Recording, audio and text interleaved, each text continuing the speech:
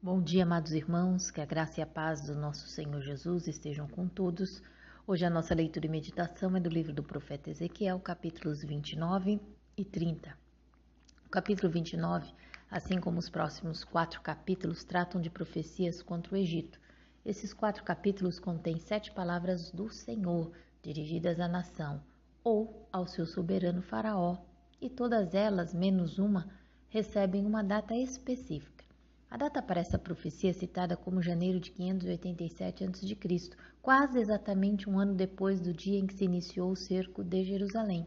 Versos 1 e 2. No 10º ano, no 10º mês, aos 12 dias do mês, veio a minha palavra do Senhor, dizendo: Filho do homem, volve o rosto contra Faraó, rei do Egito, e profetiza contra ele e contra todo o Egito. Deus promete aniquilar completamente a Faraó, que julgava-se dono e criador do Nilo. Diante de tamanha pretensão, o Senhor declara que atingirá o Egito de tal forma que esse se tornará um deserto, e todos saberão que só o Senhor é Deus. Versos 9 e 12. A terra do Egito se tornará em desolação e deserto, e saberão que eu sou o Senhor. Porquanto tornarei a terra do Egito em desolação no meio de terras desoladas, as suas cidades no meio das cidades desertas se tornarão em desolação por 40 anos. Espalharei os egípcios entre as nações e os derramarei pelas terras. É interessante notar que o castigo do Egito é expresso em termos semelhantes ao de Judá, bem como também a sua restauração. Versos 14 e 15. Restaurarei a sorte dos egípcios e os farei voltar à terra de Patros, a terra de sua origem, e serão ali um reino humilde. Tornar-se-ão o mais humilde dos reinos e nunca mais se exaltará sobre as nações, porque os diminuirei, para que não dominem sobre as nações. Não há registro na história de que o Egito tenha passado por um cativeiro tal como Judá passou. Todavia, uma coisa é bem certa, conforme a profecia de Ezequiel: nunca mais foi o Egito uma grande nação.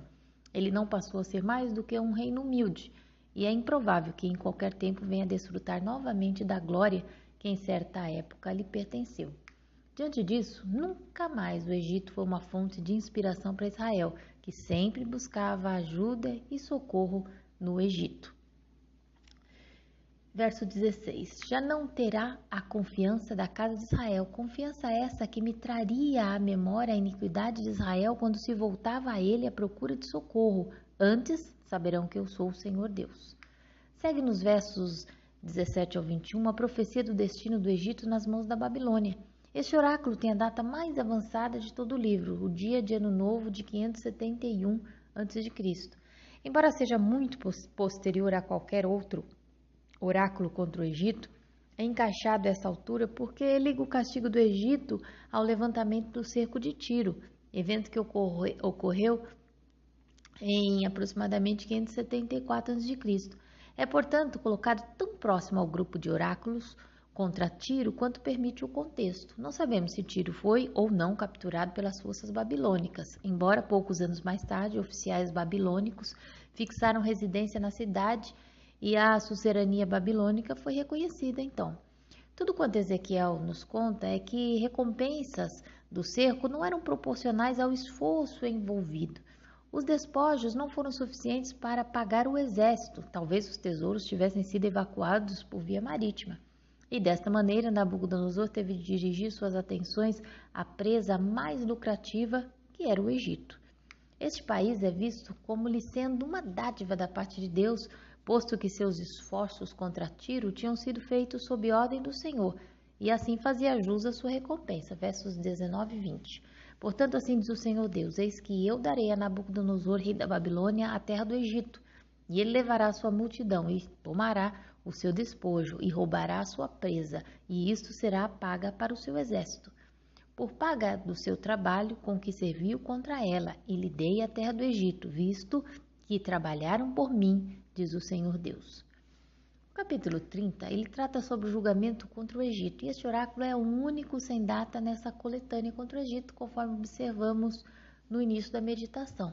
Versos 2 e 3. Filho do homem, profetiza e diz: Assim diz o Senhor Deus: Gemei, ai, aquele dia, porque está perto o dia, sim, está perto o dia do Senhor, dia nublado, será o tempo dos gentios. O dia do Senhor, que anteriormente foi anunciado somente com relação a Israel, agora é proclamado como o dia em que o julgamento pela espada cairá sobre o Egito, e não só sobre o Egito, como também sobre os seus aliados. Verso 5. A Etiópia, Put, Lud e toda a Arábia, os de Cube e os outros aliados do Egito cairão juntamente com ele a espada. Os versos 6 e 9, que contém um outro oráculo, trazem mais detalhes sobre a ruína dos aliados do Egito. Verso 8: saberão que eu sou o Senhor, quando eu tiver posto fogo no Egito e se acharem destruídos todos os que lhe prestavam auxílio. Até os etíopes, que habitavam seguros à sombra do seu poderoso vizinho, ficarão aterrorizados quando mensageiros forem a eles em navios, conforme o verso 9 diz, subindo às hidrovias do Nilo para contar-lhes da queda do Egito. Serão enviados de diante de mim, isto é, da parte do Senhor, porque ele estará presente no Egito, operando sua destruição sobre suas cidades. Nos próximos versículos, Deus dá o nome de quem seria o seu agente de julgamento contra o Egito, verso 10. Assim diz o Senhor Deus: eu, pois, farei cessar a pompa do Egito por intermédio de Nabucodonosor, rei da Babilônia.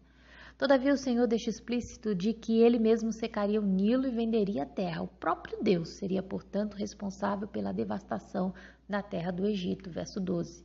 Secarei os rios e venderei a terra, entregando-as nas mãos dos maus, por meio de estrangeiros. Farei desolada a terra e tudo o que nela houver. Eu, o Senhor, é que falei. O Todo-Poderoso Deus é aquele que pode transformar a profecia falada em completa realidade. Dos versos 13 ao 19, vemos a devastação total do Egito. E essa devastação da terra do Egito é expressa mediante um tumulto de nomes de localidades. O Senhor promete também aniquilar todos os ídolos do Egito. Assim o Senhor cumpriria o seu propósito de revelar-se e ser reconhecido como Deus através do seu juízo. Verso 19. Assim executarei juízo no Egito e saberão que eu sou o Senhor. Dos versos 20 ao 26 encontramos mais um oráculo, agora sobre a queda do poder de Faraó, a quebra de seu braço. Verso 21. Filho do homem, eu quebrarei o braço de Faraó, rei do Egito. E eis que não foi atado, nem tratado com remédios. Nele porão ligaduras para tornar-se forte e pegar da espada. Ezequiel acrescenta que o dano não será reparado, não se atará o membro quebrado para que possa voltar a brandir uma espada. Pelo contrário, Deus quebrará os dois braços de Faraó e o debilitará completamente, fortalecendo Nabucodonosor e dando-lhe sua espada para que possa ser o agente do seu julgamento contra os egípcios. Verso 25. Levantarei os braços do rei da Babilônia, mas os braços de Faraó cairão, e saberão que eu sou o Senhor, quando eu puser a minha espada na mão do rei da Babilônia, e ele a estender contra a terra do Egito.